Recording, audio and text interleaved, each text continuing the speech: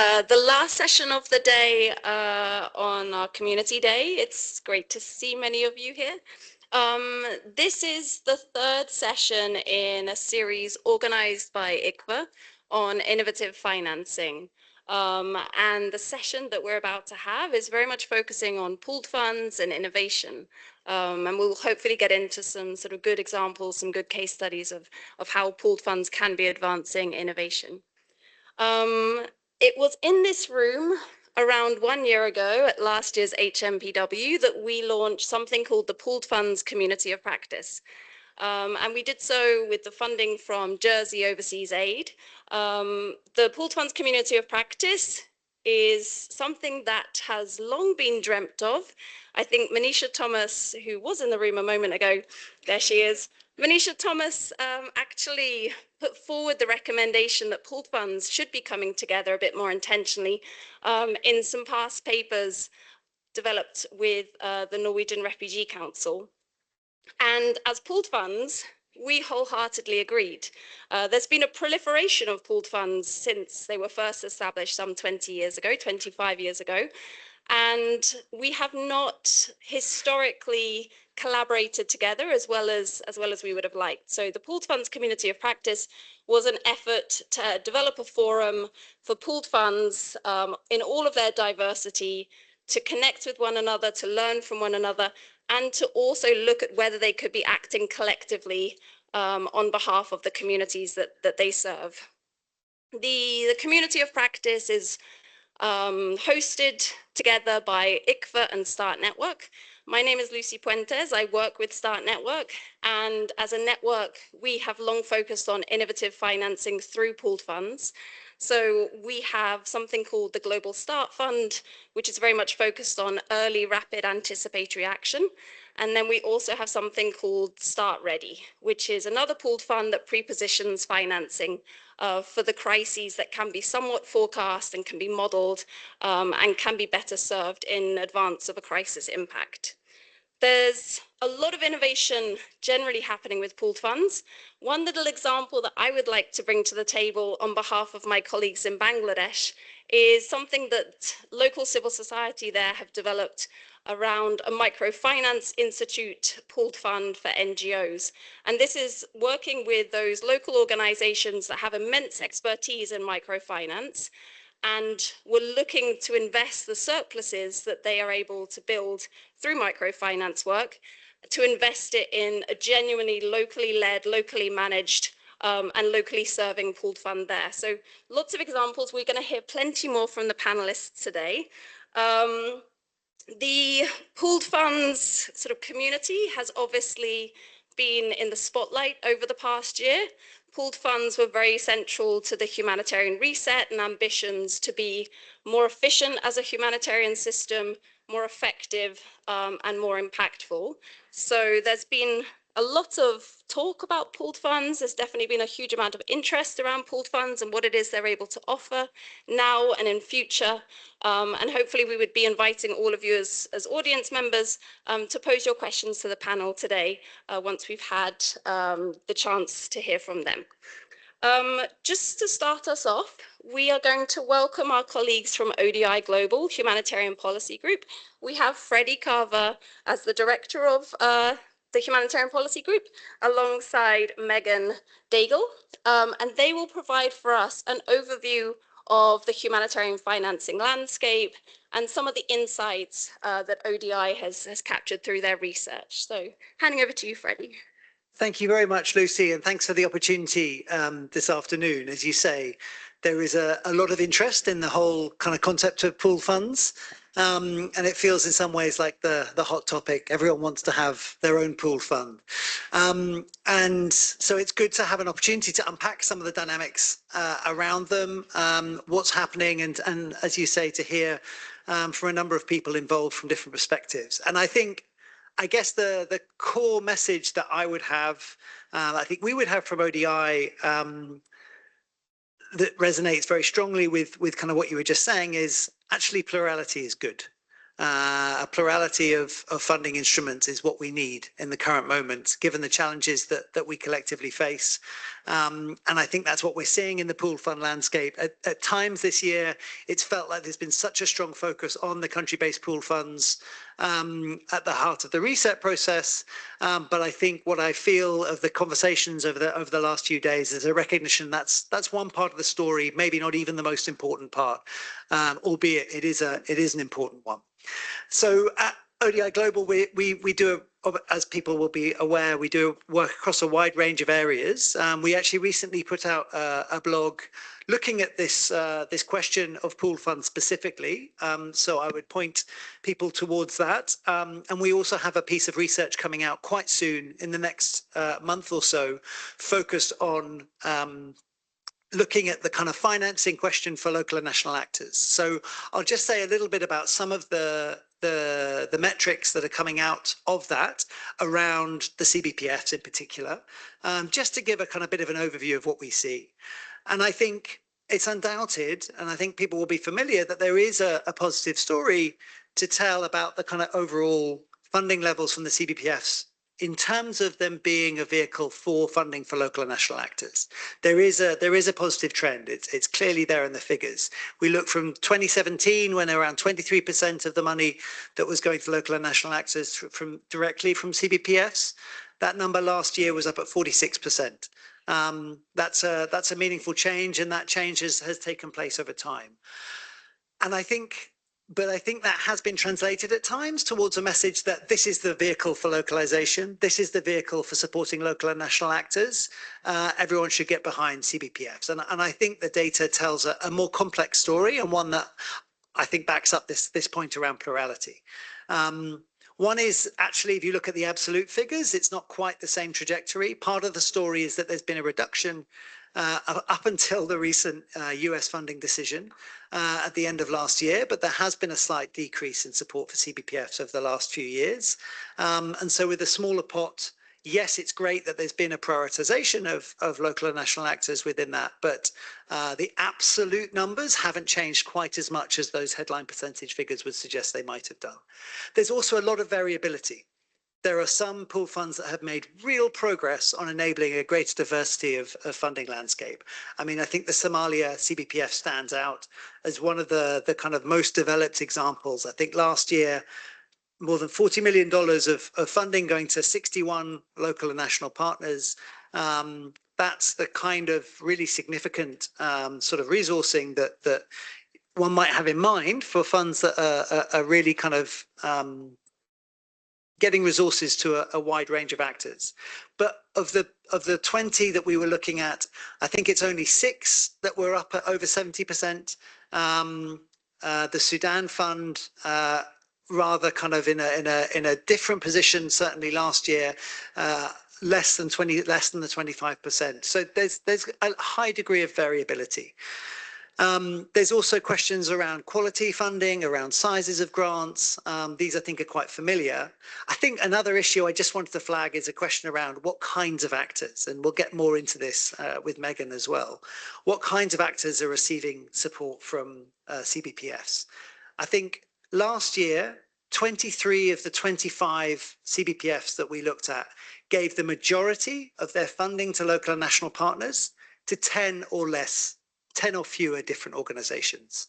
So now that isn't necessarily a problem in and of itself, but it tells us something about what tends to happen with these instruments, is that there are a relatively small number of actors and partners that can position themselves to get through the eligibility requirements. And there is a slight tendency, particularly once funds scale up, to rely on this smaller number of partners. So whether CBPFs are really set up for diverse, complex funding, particularly to organizations that may be on outside of the mainstream of the humanitarian system, maybe representing particular groups.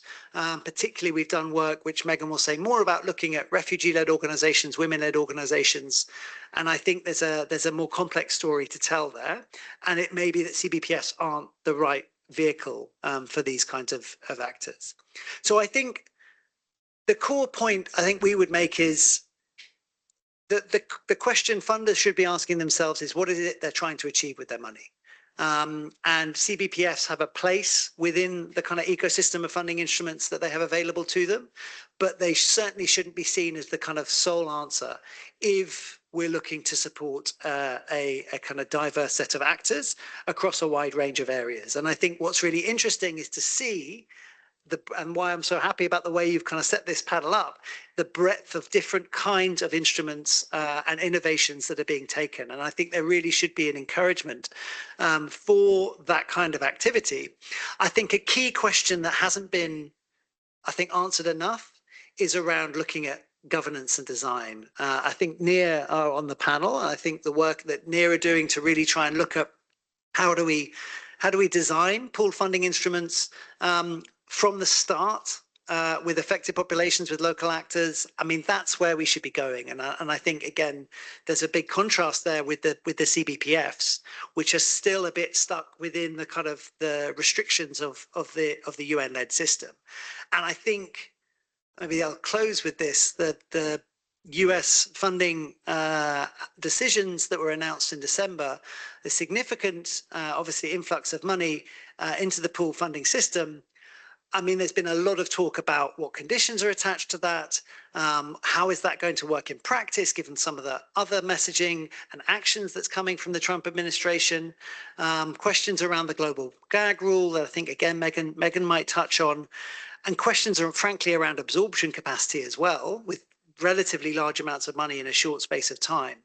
All of this points towards a system that actually is fundamentally still focused primarily on donor kind of governance and donor kind of setting the terms, rather than something that's much more kind of bottom up and locally driven. And I think we would, yeah, again, sort of be looking to support a wide range of instruments that are speaking to that agenda as well. But maybe I'll hand over to Megan at this point. Thank you. So I'm going to start more or less where Freddie stopped, which is with the global gag rule or the Mexico City policy. I'm a gender specialist in our team, so it's front of mind for me, and I argue it should be for you as well. And it means a lot of things for crisis response, many of them still unsettled.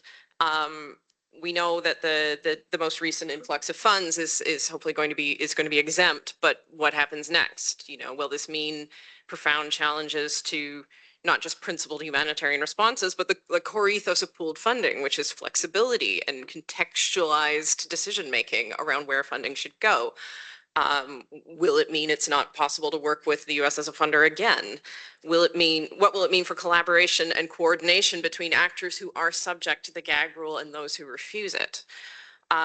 But more than anything, for our purposes here, I think it shows that plurality and diversity amongst the actors receiving funding through pooled mechanisms are more pressing and political than ever before. I've been kind of thrust into the world of pooled funding for exactly this reason, because it's being positioned as a solution to reaching more and more diverse local organizations. And I'm speaking about my own research on women-led organizations over the last few years, as well as work by others in my team on local, grassroots, and national organizations, and especially ones that are led by women and girls, by gender diverse people, refugees, internally displaced people, and others. And there are all those pieces, all those threads are sort of pulling in the same direction about how can we make resources more accessible to a greater diversity of actors. At the same time, we know that refugee-led organizations, less than 1/10 of their trackable funding has come from CBPFs. We surveyed 271 women-led organizations last year and found that 9% had received pooled funding of any kind, which obviously suggests that the funding they receive from the CBPFs is lower. But I want to point to some of the other mechanisms that are out there to think about plurality and think about how we can have a more effective and a more diverse landscape of funding options. The Ukraine Humanitarian Fund, we have someone here who's going to speak to that, has taken some deliberate steps to become more accessible. But even better to me is to point to feminist funds and refugee-led funds. These are the kinds of actors that they do a lot of work on absorbing risk, acting as clearinghouses for due diligence processes. They have flexibility that a lot of other funders just can't match for a lot of reasons. And they're designed specifically to reach marginalized populations. On feminist funds, I mean, more and more of them are funding crisis response and entering into the conversations about the nature of crises, their impacts and solutions.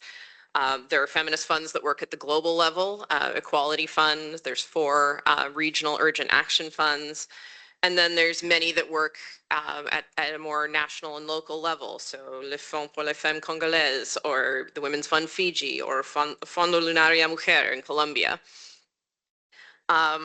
The First Response Fund, I think, is a really good example that we should be thinking about a lot more here. It's set up by feminist funds with the secretariat hosted by the Equality Fund. It's a group of 50 women's and feminist funds that have come together to act as intermediaries and to use their own networks and anticipatory due diligence in order to achieve exactly what we want: rapid dispersal of funds to actors already doing the work on the front lines. And they speak the language of women-led organizations. They offer proximity and familiarity with the challenges that women-led organizations are facing. And they've been funded so far by the UK and Canada, and I think it's a model that deserves a lot more attention. But if I can point you to one thing, let it be the truly innovative mechanisms that are emerging now, that are conceived, designed, and delivered by the people they're trying to reach. So I'm talking about things like the Resourcing Refugee Leadership Initiative, which is the largest global pooled fund led by refugees who hold all decision-making on allocations and individual grant awards. It's hosted by Asylum Access. And while it was originally established as by 6 RLOs, it now channels multi-year and flexible funding to RLOs, refugee-led organizations around the world. And then the other one, which I don't want to say too much because I don't want to preempt another speaker, but the Feminist Humanitarian Network has its Uganda National Platform now, which is led by Community Empowerment for Peace and Development in Uganda with funds from IMS Foundation. If you haven't met its leader, Irene, who's here in this room, you should. And they're doing really fascinating work defining and dispersing their own funding to initiatives that matter to affected people. And you're going to hear more about that from Gloria shortly.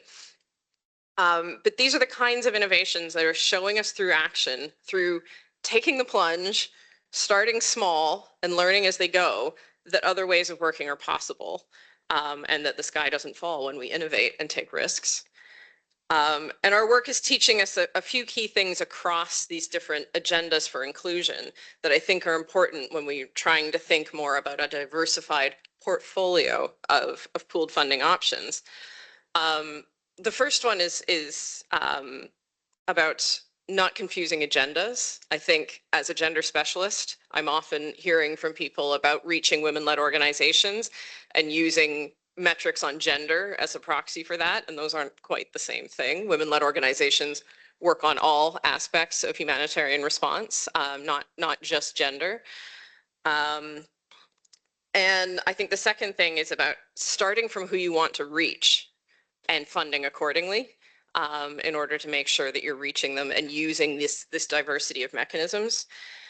And the final thing, which I hope is clear from everything that Freddie and I both had to say, but that will hopefully also feed through what we're going to discuss on the rest of this session, is that inclusion and accessibility must be designed for. No model is a silver bullet. And will pooled funds help humanitarians to reach women-led organizations and indeed refugee-led organizations, LGBT-led organizations of people with disabilities? There's potential there, there's progress, and there are good examples, but it will work only if we make it so, only if we design for it. Thanks. Thank you both so much. Hopefully that's really helpful in terms of sort of laying the scene and setting out the landscape that we're having this session in. Obviously, huge significant changes are happening all the time across the pooled funds landscape. We're going to delve into a little bit more depth with our panelists and hear from their funds and their perspectives, just to sort of delve into this innovative aspect of pooled funds. But I think some of the key messages I'm receiving from Freddie and and and from Megan. Plurality of funding is great. Like there's brilliance in the diversity of funds that are available. And if we're trying to reach local and national actors more intentionally, then may it not just be one option open to them, may it be a plurality of options. But I like, Megan, one of the statements you just made about starting from where you want to reach or who you want to reach and fund accordingly. So it's not just about the instruments. Let's not get distracted by the instruments. Let's focus on the actual impact that we're trying to achieve as humanitarians. I am going to now move us to our panel. So we have several colleagues in the room, but we also have two colleagues joining us online. And I'll introduce you before I turn over to you, if that's okay. So firstly, we're going to hear from Yulia Brodska. Yulia works with an organization based out of Ukraine called National Network of Local Philanthropy Development. And NNLPD is really at the forefront of something called the Ukraine Pooled Fund. I will allow Yulia to give a little overview of the fund for herself and then just speak to sort of the innovative aspects of this particular pooled fund. Over to you, Yulia. Thank you so much, Lucy. Yes, I would like to share our practice from Ukraine with Ukrainian Pooled Fund. It started in 2022 when DEC and community foundations in Ukraine, community foundation in Ukraine participated in the research way to support and strengthen local humanitarian action. And the results of this research led to clear understanding that there is a need in diverse innovative mechanism to support local organizations that are on the ground, that are in the front line of the response in the field. At the same time, for a lot of local small organizations, it's quite complicated to join the bigger mechanisms.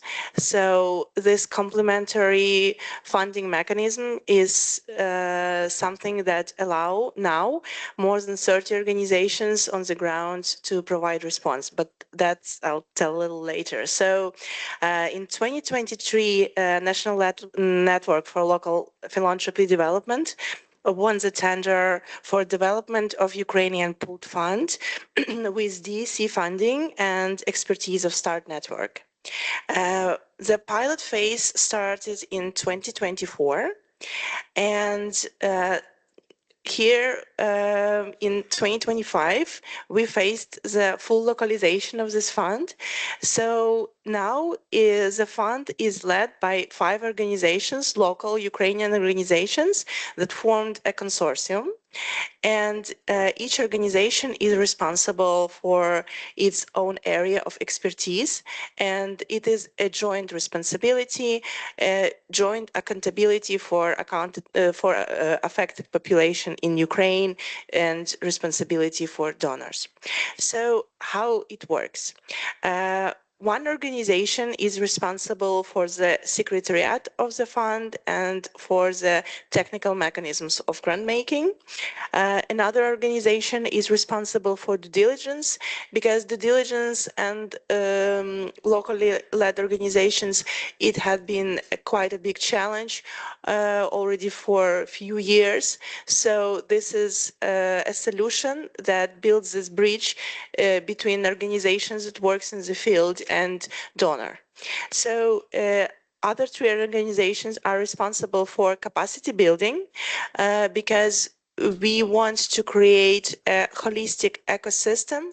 So we want to support organizations and strengthen their capacity, not build strengths, because they already have a lot of expertise.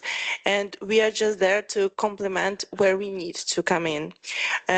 Other organization is responsible for doing monitoring and evaluation, and one more organization is responsible for coordination of more than 20 experts who participate in the review committee.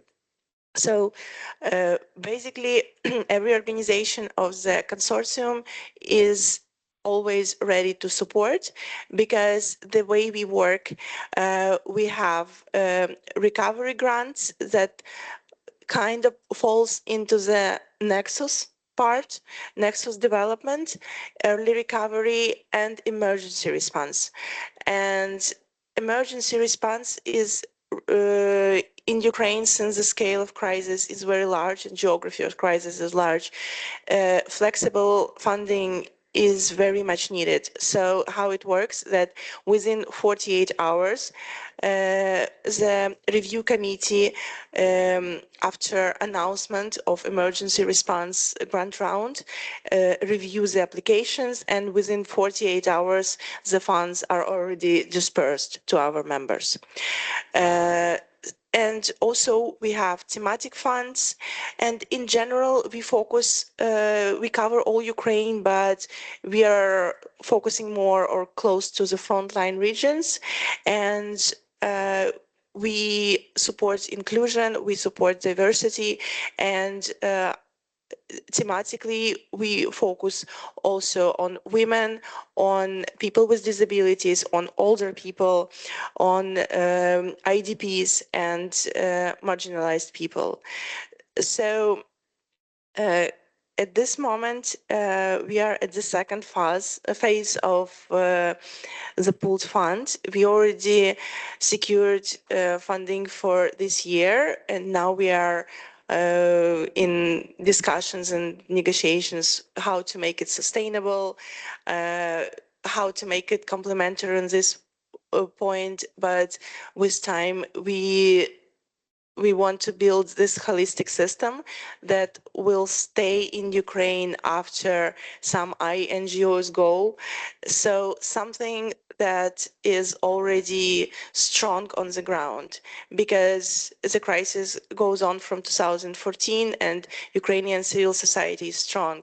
But with humanitarian expertise from the last 4 years, we believe we are building very big case also, like to share with colleagues. We are open to share our expertise with other countries, because we believe that in this innovation we can give and support and help people who need it the most in the most vulnerable areas, and locally led organizations, they know the needs on the ground. Thank you. Thank you so much, Julia. And I think really interesting to hear that example from the Ukraine pooled fund, distinct from the country-based pooled fund that's also there that you work in complement to. And I think really remarkable to have this example of multiple Ukrainian organizations coming together, working in consortium to actually manage the fund and provide different technical and various expertise to the actual sort of secretariat of it, as well as obviously supporting multiple organizations on the front line with the different response mechanisms that you have. Thank you so much for sharing that. We might be coming back to you with some questions later on, but for now, I'll bring in Wolfgang Gressmann. Wolfgang works with the Aid Fund for Syria, and perhaps you could speak a little bit to the Aid Fund for Syria, what it is, and how sort of innovation has shown up for this particular fund. With pleasure. Thank you, Lucy. So the Aid Fund for Syria, for those of you who are less familiar with that, is a multi-donor pool fund that has been created in 2022 as a contingency mechanism in case the UN is losing cross-border access from Turkey. But in the event that the UN is able to continue, as it happened to be the case, we were also able to capitalize on things we were better prepared to do than the UN-led country-based cross-border pool fund, including more emphasis on localization, more emphasis on longer-term grants, more impact on early recovery. And we have been doing this ever since. In last year, of course, a big change in context. We have been able to adjust the strategy behind our fund by expanding countrywide, removing the N in the title Aid Fund for Northern Syria to become the Aid Fund for Syria, trying to position ourselves as a complementary pool fund mechanism that operates more as an engine in the middle between larger scale humanitarian life-saving assistance on one hand and development assistance on the other. So that's the Aid Fund for Syria. And if you allow me, I would maybe build a little bit on what my colleagues Megan and Freddie started to allude on design and governance. I hope that is relevant also in this context. So let me start by saying that pool funds are not automatically transformative or innovative. If they simply replicate the same risk structures and compliance burdens, they are just smaller versions of the same big problem. So the real question is, do they operate differently? And the real innovation here is that pool funds, the real innovation doesn't come from financial engineering, it's more about the institutional design. And if you wish, there are three tests. One, whether decision-making is close to the context, if risk is managed centrally or exported downward to partners, or if there's flexibility across the humanitarian development, peace building, and increasingly also climate nexus. If the answer to these questions is yes, then pool funds have the capacity to become instruments for system reform. We also spoke already about the fact that pool funds are much more than just one model. We have a very diverse landscape with UN-led pool funds. We heard about feminist funds, refugee-led funds, NGO-led funds, and more locally led mechanisms like the Aid Fund for Syria. Some of them have better scale, some of them are more flexible, some of them are better placed to serve specific groups and contexts. And I think it is exactly this diversity that is the strength that it creates, if it creates a complementarity rather than competition. So how can we increase quality and volume of funding? Localization is not so much about the percentage of funding going to local actors alone. It's more about how partnerships are structured, how compliance requirements are calibrated, and how risks are shared.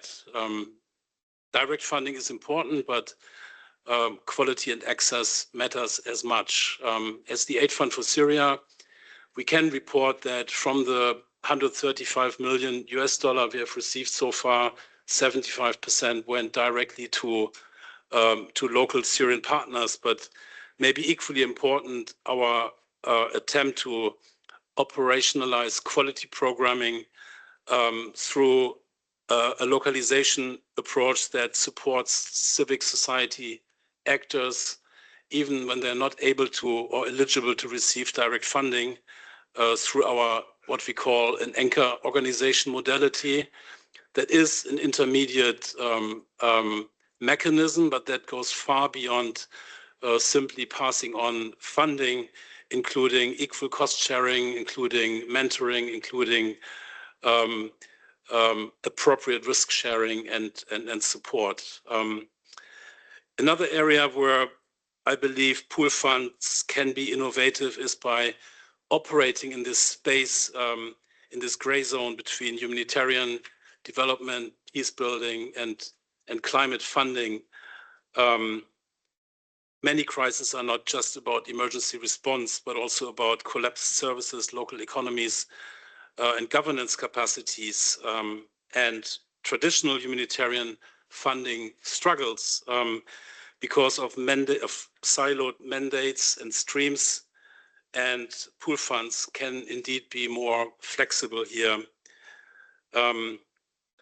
As the Aid Fund for Syria, we are trying to support this by funding activities including the restoration of basic services, of course, strengthening the capacity of local civil society, but also to provide technical advisory support to public service institutions operating clearly from a humanitarian entry point.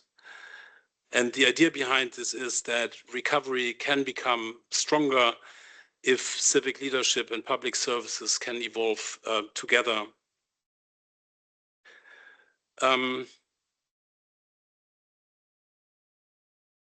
Yeah, accelerating and scaling innovation. For that, of course, a few key enabling conditions are critical, and we keep on hearing them again and again in these multiple sessions here at this event. Flexible multi-donor funding, governance that includes local actors. Pool funds work best when decision-making structures reflect the perspectives of the communities we are trying to serve.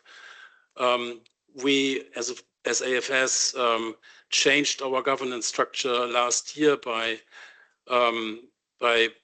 making the decision-making at our steering board 100% Syrian. We have 6 Syrian civil society organizations together with 3 donors who are taking funding decisions together.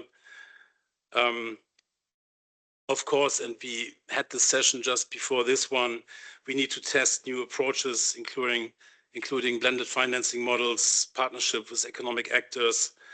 But it's also important to highlight that it is crucial to maintain a principled approach and to approach this, at least for a humanitarian pool fund like AFS, from a humanitarian entry point.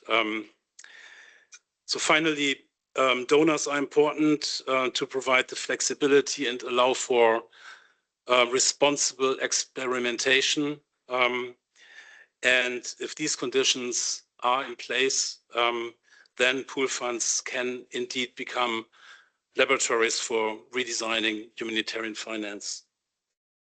Let me stop here. Great, thank you so much, Wolfgang. It's really fantastic, again, to hear another example, a slightly different example from Syria.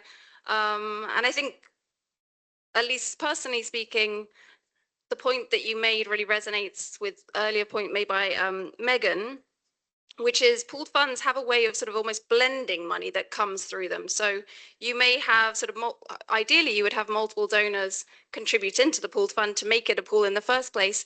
But then in terms of how that money is made available to the partners, it needn't be simply sort of humanitarian or development or peace building. Hopefully you'd be able to sort of pool that resource together in order to meet the needs of the communities that are being served by the local actors.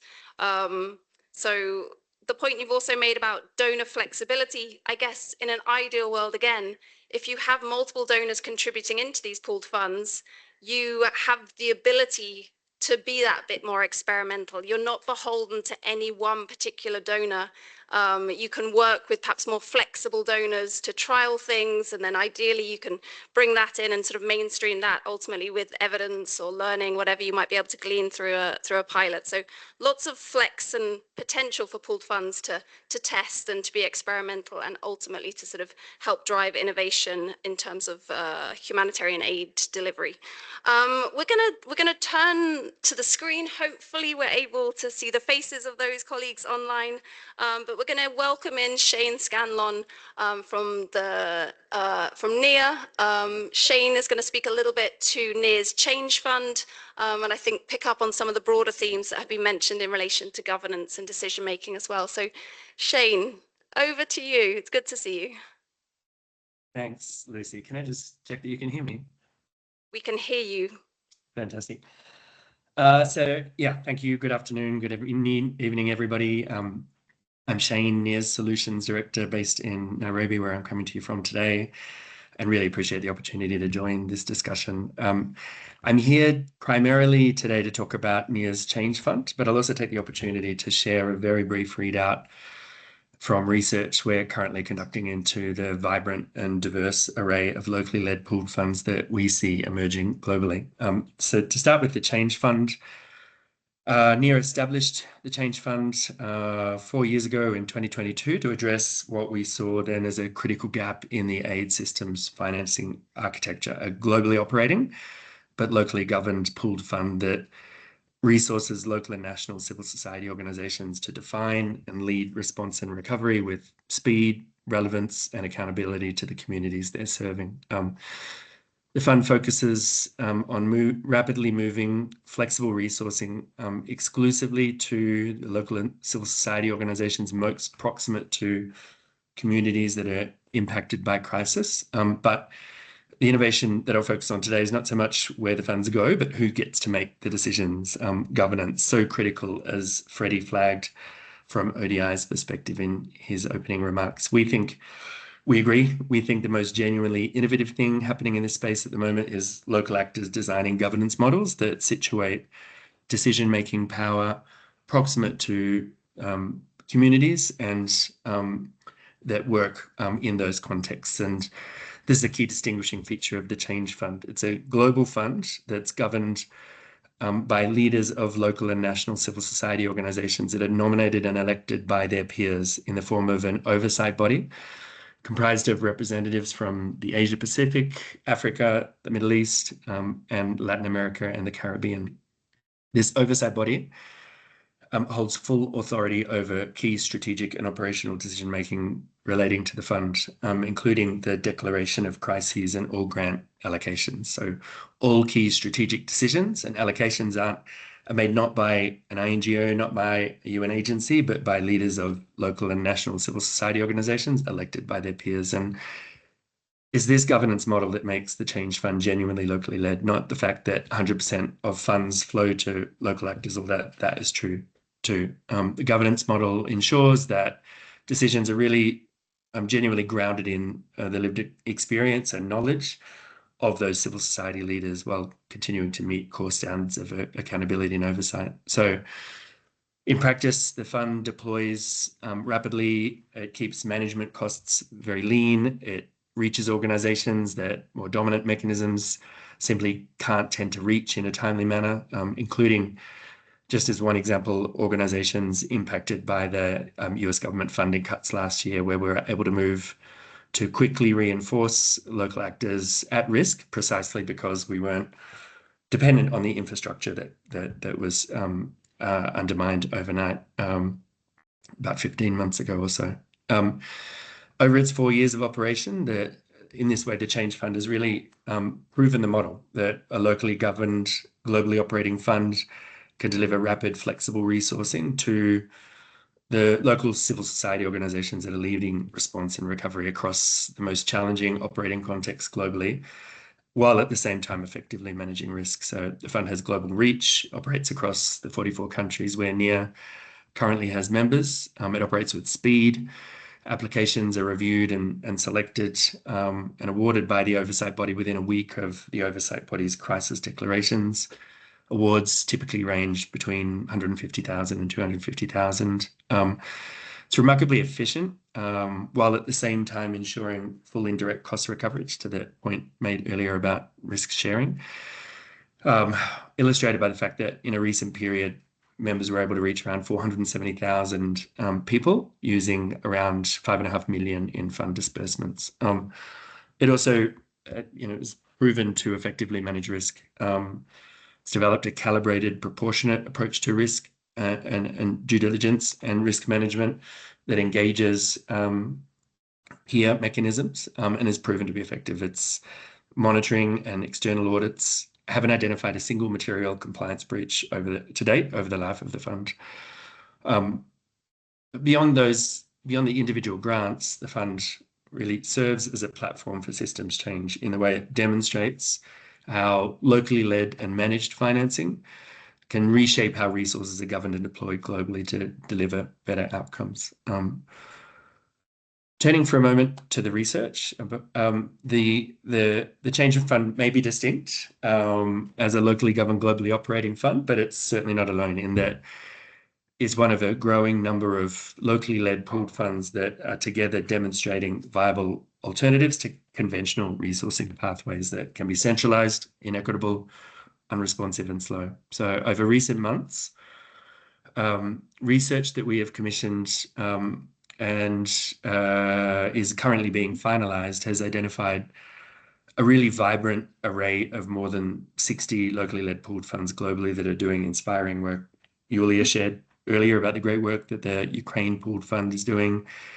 Lucy, I think in your opening remarks, you flagged a Bangladesh example. In addition to the Change Fund, NEAR has incubated or otherwise supported the development of a number of national and regional funds. But beyond these examples, the research has identified a really inspiring and diverse array of feminist funds, Indigenous funds, refugee-led funds, youth-led funds, and other locally led funds that operate subnationally, nationally, and in some cases regionally. And it's this plurality of funds, funds that all situate governance and key decision-making in the hands of people and organizations proximate to the issues they're seeking to address. These funds, in our view, hold the key to a future financing architecture that can truly deliver on our shared objective of moving power and resources into the hands of people closest to crisis. So these funds aren't a future aspiration or peripheral pilots. They exist and they're operating now. The sector's collectively spent the last decade asking whether local actors can manage funds. The answer demonstrated by the Change Fund, by the funds that we're exploring today, by the 60 plus funds that this research has identified is obviously a resounding yes. We and our partners are currently exploring the idea of ways to harness this collective power through a network financing ecosystem, not one mega fund, but interconnected, locally led mechanisms with shared standards, risk pooling, resource mobility. The nodes, as this research and as this discussion today demonstrates, the nodes already exist for this ecosystem. The question that we're seeing now emerge is whether we will collectively prioritize and invest in connecting them, and by doing so, harnessing the strength and power of this collective to definitively shift power and resources into the hands of people impacted by crisis and the organizations close to them. So, okay, I think I'm at time or over time. So I'll leave it there for the moment and hand it back to you, Lucy. I look forward to participating in the discussion from here. Thank you so much, Shane. And thank you for giving us some really great examples, not only picking up the governance theme and the importance of sort of very intentionally designing pooled funds, thinking about that governance, thinking about the inclusivity that's so important in order to best cater to the actors that the funding is intended to reach, and ultimately to the communities that they are serving, but also bringing in some considerations around the quality of funding. And are there ways in which pooled funds can innovate?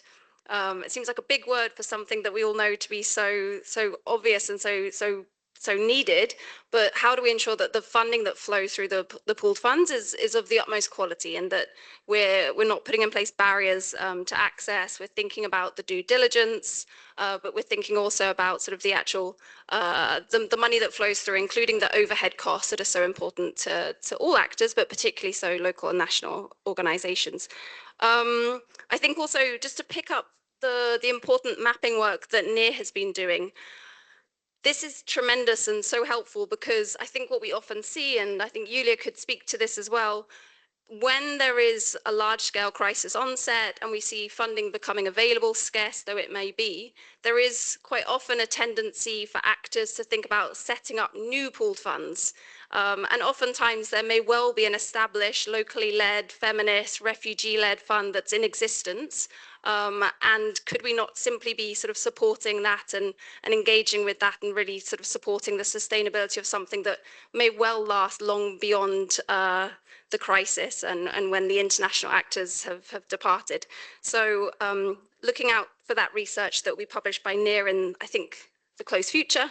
We're going to turn to our final panelists, and then we're going to open up the floor for questions from the audience. So I would invite Nicolas Boyery from IFRC. Nico will be speaking about IFRC's DREF, which is another sort of global pooled fund that serves the national societies of the Red Cross, Red Crescent. Nico, we can see you on the screen. Please come in and share a little bit further about the DREF. Thank you very much, Lucy. Can you hear me well? Yes, if you could just speak up a little bit. Yeah, I'll speak up. Welcome, and thank you very much for this opportunity. I am Nicolas Boyery. I'm the DREF lead. So the DREF is the pool fund managed by the IFRC Secretariat. I'm based in Geneva. Unfortunately, I had another meeting finishing just as this session started, and I'm not a fast runner enough, so I couldn't join you in person, and I regret it, but I will train and make sure I can attend next year. So thank you very much for this opportunity. The Disaster Response Emergency Fund is a pool fund, a global one, managed by the Secretariat, But its characteristic is that it's accessible for all national societies around the world, so more than 190 national societies. And it's triggered by the national society and implemented by them. So we have more than 75% of the fund that is allocated directly to our national partners in country, Red Cross and Red Crescent societies, and the local branches that are in the areas either by the side of areas affected or sometimes within the areas affected by the disaster. So we are channeling the fund to the national society, but they are triggering the request, they are developing the plan, they are developing the budget, they implement and they report against what they implemented in terms of response, but also anticipatory action. So the fund has been created 45 years ago for response, and 6 years ago we established a second pillar for forecast-based financing, anticipatory action with protocol. The role of the Secretariat is really to manage the financing mechanism, provide the financial procedures, the legal framework, manage all the risk, ensure accountability, transparency and compliance to the fund, and of course provide technical support to the national society when they request it. So we've been pushed for innovation over the last 6 years, and let me start by setting a bit the challenge that we were facing that pushed us to think a bit outside of the box and innovate. It's not a surprise for anyone. We know everyone faces the same reality. The humanitarian needs are growing every year, and all our humanitarian budgets are under growing pressure as well. We were analyzing over the last 10 years, the trend of the DREF allocation kept increasing and was getting closer to the maximum financial capacity that we could offer to the national societies in terms of funding. So we identified that if we continue on this trend, and if we face an exceptional year in terms of disaster, we might face a risk of fund exhaustion. Our first reaction to this fund exhaustion risk was what we used to do in terms of traditional humanitarian financing. It's to go back to your traditional donors, especially at the end of the year, and try to tap into some remaining funds to ensure that you have still enough resources to support national societies. But even the donors were under pressures, so we had to really think outside of the box. And we came to a situation where we couldn't rely on donors' contribution and traditional fundraising. So our point has been, okay, we need to externalize this risk. So how can we do that? So we've been exploring new innovative financing approaches that the humanitarian sector 6 years ago were not used to do, really. And we were not really used to do it as well. And that include making partnership with other actors, other partners that are not from the humanitarian sector and have no idea of what you are doing, and we have no idea of what they were doing. So here I'm talking about the insurance and the risk modeling sectors and the reinsurance market. So we had to go beyond and outside of our comfort zone and rethinking how we were doing financing to respond or anticipate disaster. So it was a long process, it was a long journey with lots of incertitude. I think this is key if we want to go into innovation. Do not have any assumptions, be really open to be pushed out of your comfort zone and have some moment of doubt. So it took us 3 years to work with different partners, different risk reinsurers, to be accompanied also by some partners that were identified, such as a Center for Disaster Protection, that is a neutral body that help guiding humanitarian sectors into the world of the insurance market. But we had to face, some questions that we were not used to get, and developing some concepts where we had no background, no experience. It's like everyone insurance. If you have an insurance for your car, for your house, there is lots of small lines at the bottom of the contract that most of the time no one is reading. Here we were forced to read them, but also to understand them, which was not always easy. So it was a long process, a long journey, challenging to understand those external partners that were offering a process to externalize the risk, but also challenging. We need to innovate in the way we were framing the narrative around getting for an insurance inside our own organization, because some colleagues were not understanding why we will go for an insurance where we could go back to the traditional donors and ask for some more money. So it was working and innovating both externally but also within our own organization to change the mindset and the way of working. 3 years ago, we ended up by signing the first policy for an indemnity insurance for humanitarian pool fund. The process of this insurance work, as soon as you reach a certain level of allocation to national societies, then you can trigger your insurance. So we did it in 2024. We triggered the insurance, I think it was around the 3rd or 4th of September, because we accumulated a total amount of allocation for response only to natural disaster of 33 million.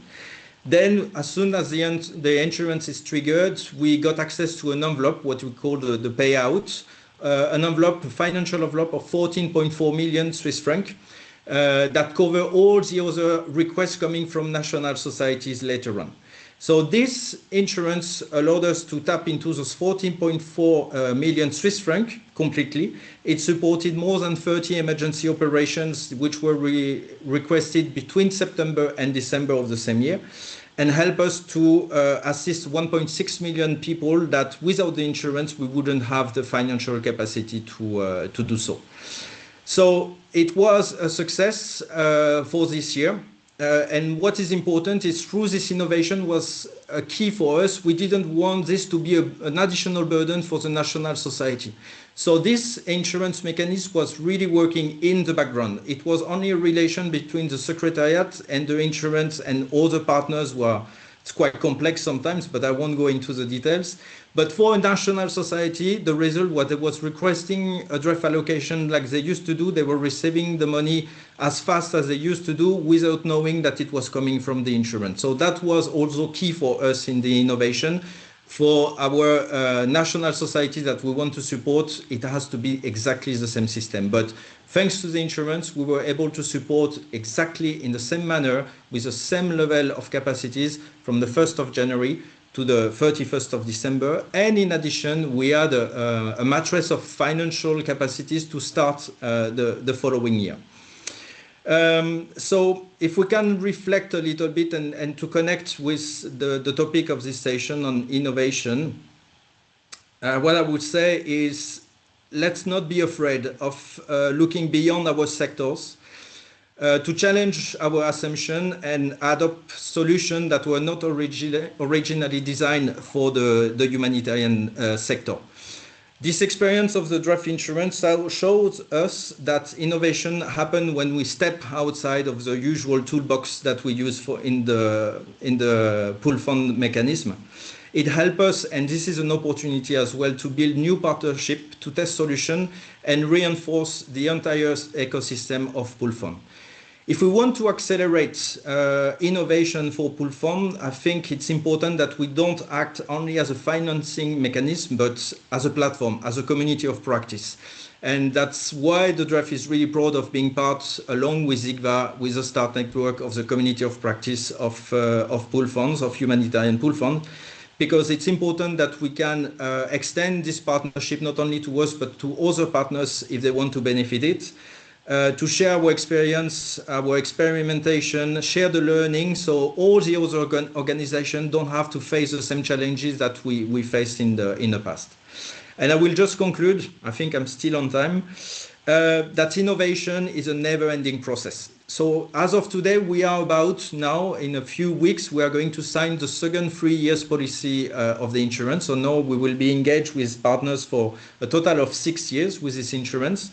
But it's a never-ending process. It's not a perfect product, and I don't think innovation is bringing the perfect products. It brings improvements in what we are doing, but we should see this as a constant innovation and never-ending. But that's why also it's exciting. So if we can make it benefit to other pool funds, that will be our pleasure. I'll stop here, Lucy. I hand over back to you, and happy to take some questions. Over. Amazing. Thank you so much, Nico, joining us all the way from Geneva itself. Very much appreciate making insurance and reinsurance accessible to those of us in the room who are less familiar with it. I think START Network and START Ready have also experimented with reinsurance, learning a lot from what the DREF has done. And I think a lot of the ability of pooled funds, especially those established pool funds, to innovate, largely hinges on the relationship we have with the governance structures and the importance to getting the governance structures right and making sure we have people in governance that are supporting continued innovation, continued learning across any pooled fund, as well as having donors that, even if not all of them are sort of encourage and able to innovate, having even just a few donors that are willing to trial and to test something as well, to allow us to test the limits and to keep evolving as pooled funds. We have one more panelist, and I'm delighted to say the final panelist brings a slightly different perspective, coming more from the funder community. So we have Gloria Doñate, who's representing IMS Foundation, and Gloria, it has a really beautiful perspective as the funder of multiple different types of pooled funds, including many that have been referenced earlier today. So really keen to hear from Gloria, and coming from that funder perspective, how she sees pooled funds in terms of innovation, and what funders, what donors are able to do to really enable pooled funds to innovate, to continue innovating. So over to you, Gloria. Thanks, Lucy. The good thing, or the challenge coming list, is that I feel like most of the points I've already made, but at least that could say there is some alignment, right, between civil society, at least one funder, and different pool funds on how we see innovation and what are the areas that need improvement. I think I didn't want to necessarily enter into a long discussion on what do we mean by innovation, because hearing the previous speakers, I don't know if we're speaking about innovation or just good programming. But along that discussion aside, what we look in terms of pool funds of innovation is less the programmatic technical innovations, like insurance, which are really important and can increase and improve efficiency and effectiveness. But the other aspect that has been highlighted, which is who manages those funds, who makes part of those funds, who is making decisions. Those are the areas where I feel innovation or basic good programming should be improved. As a foundation, as Lucy was saying, and preparing for this, we support over 10 pool funds, all of them managed by civil society, and not just in the humanitarian portfolio that I lead, but also in other pillars like women and human rights or environment. So again, it's not necessarily a new concept, right? Within the aid sector, as others have highlighted before, they've been existing for a long time. And two of those are here. I mean, we do support the NEAR Network and the Change Fund, aside from other things, and also START. And you guys already described, but I think those are two good examples and good practices of innovations, either in your use of insurance. But I think it's because you've adapted and learned. I remember START Network, the beginning, it was the START Fund. And in the last 10 years, we see the different products and instruments that has come from that learning. And I think that for us is critical. If we invest in learning, then we will be able to be much more innovative and effective. But the ones I wanted to share 4 other pool funds that I think are really exciting, and at least we think they're innovative. The first one is the Resilio Fund. And that's an interesting one because it's not managed by civil society, but it's a collaborative effort by a number of foundations. It was launched at the end of last year by the Legatum Foundation. And there is 3 or 4 of us that have become anchor donors. And the Resilio Fund, what makes it quite unique in this family of funds is that it would only support, resource, and scale mutual aid efforts. And what is interesting with mutual aid is not necessarily fit into this humanitarian, peace building development. It's really what that mutual aid efforts would look like in that particular country. And I think that is a really innovative or exciting, and one of the areas that we're also trying to, obviously, is the Resilio team, not as the funders. You also don't want funders to close. But a lot of the discussions is how can we also be innovative or good practice in terms of the governance, right? So how can we not then, if we were saying that we want to support mutual aid, how is that represented in the governance and the strategy and everything? That is work in progress, but what is the element that we think is quite innovative? The other one, and it has been mentioned by others, is the feminist funds. So one of the ones that we think is particularly innovative in this space, and is not generally in this room, which is an interesting one, is the Global Resilience Fund that is housed by Prospera, which is Sierra Leonean NGO. And it's a really interesting fund because it only resources and it's made up of adolescent girls and young women doing crisis response. So again, as Megan was saying, it's not that they only serve adolescent girls or is sexual and gender-based violence. They would do your typical humanitarian response, but what it makes it unique is that it's just resourcing these young women that also change narratives, or who are they in a crisis? They can equally be survivors, but they can also be leading humanitarian response. And something quite unique about that fund is that it's not just participatory grant making, is that the governance and the team is made up of these young women from this crisis context. And it's not just one or two, the entire governance structure is made up of these young women. The other two examples that I wanted to share is about how, what you were saying earlier, how do we strengthen or support local infrastructure? A lot of this infrastructure is regional, it's global, it's heavily funded by the international community, but how as funders we can also support that local infrastructure. And there is two examples here that Megan was alluding to. One is the partnership we have with CPAT that is in the room, and I would encourage you to come tomorrow to a panel at 2 where they will share more, and the Feminist Humanitarian Network. And that is to create, again, I love to hear that we think we're being innovative. That is, it's just quite basic, is trusting women-led organizations in their own country make decisions. So who makes part of that network? What does humanitarian look in my context? And making those funding decisions. And it's been wonderful to see over the last year and a half, because from the steering committee, and one element that there's been a lot of learning, and I think also as a funder, and how they conducted the due diligence exercise. As we know, funders' due diligence exercise can be a scary and quite punitive exercise, right? You don't fit this, you won't get the funding. But the way they've able to manage this in embodying feminist principles is using it as an opportunity for reflection and then strengthening. And actually all the members that have gone through that is not either pass or fail, but the funds have also been used to strengthen those organizations. And something that I find innovative in that is that they've also made a request to the members of that feminist Ugandan platform that you have to mentor those organizations that score weaker in certain areas. So you're just not a member for advocacy, convening, and of course funding. You're there and you take a responsibility of solidarity with your peer grassroots funders in supporting them in this journey.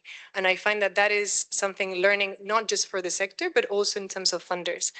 And the other local infrastructure, and they're also sitting in the room, and that is with TT Foundation in South Sudan, and another group and a broader group of grassroots women, refugee-led organizations in South Sudan, is to manage their first response and anticipatory fund without an INGO. Because as Lucy was saying, when we see the mapping, there's multiplicity of pool funds, right? It's really popular. And often you see an international actor either asking as a host or a sponsor or support. In this particular case, what is, again, innovative is you don't have an international actor.